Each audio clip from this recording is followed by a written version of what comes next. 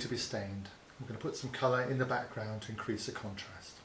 The most important thing you can do here is a little test piece. Find some wood, mock up the same sort of background, the same sort of carving, and test the colour first. And then when you've done that, you can be sure you're not going to make a mistake or regret it.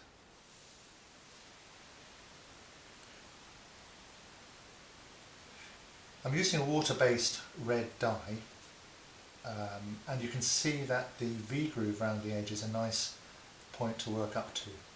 You need different size brushes, obviously, to get into different areas, and you can be quite careful around the junction.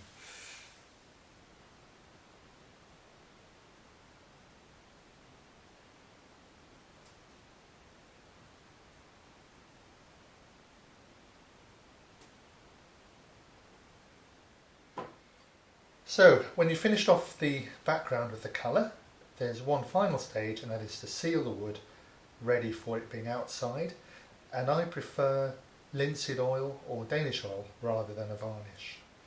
I have here a mixture of boiled linseed oil with 5 to 10% genuine turpentine to thin it, and I'm putting it all over the carving, the background, the letters, the ends and the back to seal it. When I put it on, I will take off excess with a rag to stop it congealing. It's really important to wet the rag when you're done and dispose of it carefully outside the home, because boiled linseed oil, all those oils, can spontaneously combust. So be very careful with the rag, dispose of it properly.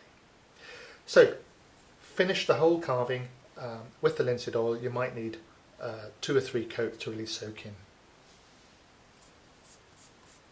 So there you have it, that's the sign finished. It's an example of outline relief carving, which you can adapt to all sorts of different designs. In case you're wondering, this is a house sign for my father-in-law. Hope you like it, Steve.